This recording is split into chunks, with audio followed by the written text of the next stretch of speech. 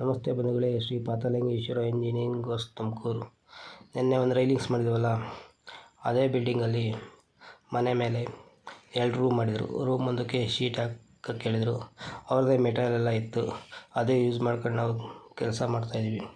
ನಿಲ್ಸೋಕ್ಕೆ 3 ಮತ್ತು ಬೀಮ್ಗೆ 1.5 ಮತ್ತು ಪರ್ಲೈನ್ಗೆ 1.5 ಪೈಪು ಎಲ್ಲ ಅವ್ರದ್ದೇ ಇತ್ತು. ಅದೇ ಯೂಸ್ ಮಾಡ್ಕೊಂಡು ನಾವು ಕೆಲಸ ಮಾಡ್ತಾಯಿದ್ದೀವಿ.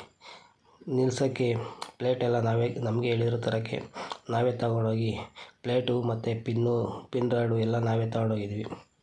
ಪ್ಲೇಟ್ ಹೊಡ್ಕೊಂಡು ಕೆಳಗಡೆ ಅದ್ರ ಮೇಲೆ ಕಂಬ ನಿಲ್ಲಿಸ್ತಾಯಿದ್ದೀವಿ ನೋಡಿ. ಕಂಬ ನಿಲ್ಲಿಸಿದ್ದಾಯಿತು ಮತ್ತು ಬೀಮ್ ಎತ್ತುತ್ತಾಯಿದ್ದೀವಿ.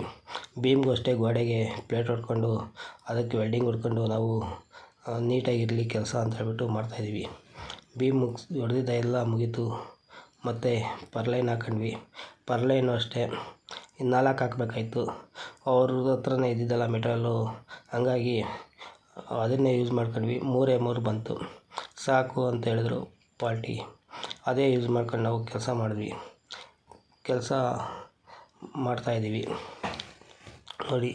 ಪರ್ಲೈನ್ ಹಾಕಿದ್ದೆಲ್ಲ ಮುಗೀತು ಮತ್ತು ಶೀಟ್ ಎತ್ತಿದ್ದೀವಿ.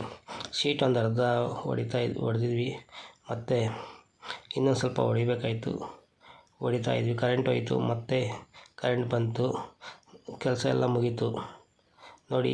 ಮೇಲಿಂದ ಒಂದು ವಿಡಿಯೋ ಮಾಡಿದ್ದೀನಿ, ಹೇಗಿದೆ ಅಂತ ನೋಡಿ. ಕೆಲಸ ಇಷ್ಟ ಆದರೆ ಲೈಕ್ ಮಾಡಿ, ಫಾಲೋ ಮಾಡಿ. ಮತ್ತು ಅದೇ ಯಾವುದೋ ಅವ್ರದ್ದೇ ಒಂದು ಹಳೆ ಏಣಿ ಇತ್ತು, ಅದೇ ಏಣಿಗೆ ಒಂದು ಸ್ವಲ್ಪ ರೈಲಿಂಗ್ಸ್ ಮಾಡಿಕೊಡಿ, ನಿಮ್ದು ಪೈಪ್ ಹಾಕಿ ಅಂತ ಹೇಳಿದರು.